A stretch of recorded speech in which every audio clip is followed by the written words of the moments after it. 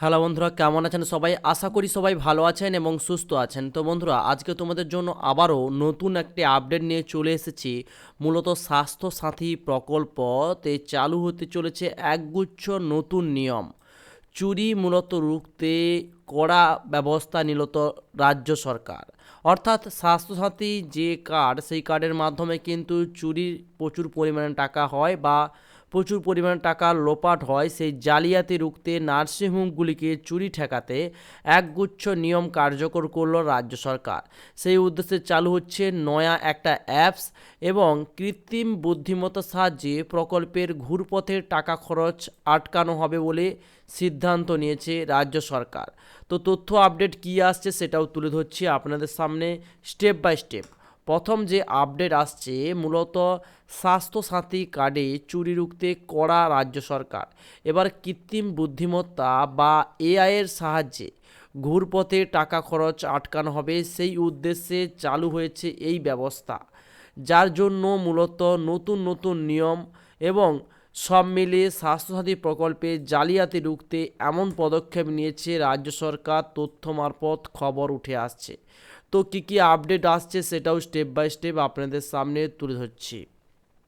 মূলত এরপর থেকে হাসপাতালে ভর্তি, পরীক্ষা নিরীক্ষা এবং অপারেশনের আগে ও পরে রোগীর ছুটির সময় নির্দিষ্ট অ্যাপের সাহায্যে রোগীর ছবি এবং ভিডিও তুলে পাঠাতে হবে স্বাস্থ্য ভবনে।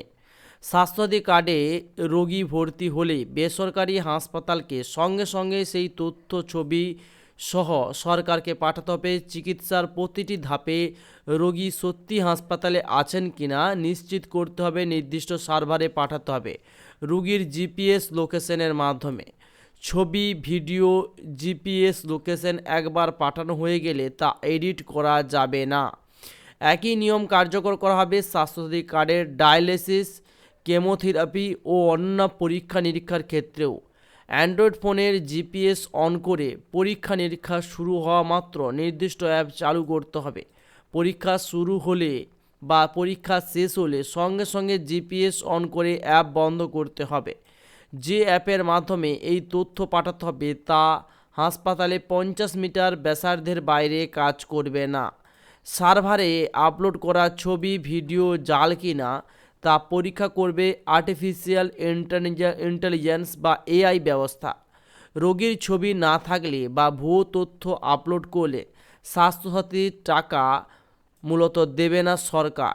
সংশ্লিষ্ট নার্সিংহোমের বিরুদ্ধে নেওয়া হবে কঠোর শাস্তিমূলক ব্যবস্থা, করা হবে মোটা টাকার জরিমানাও।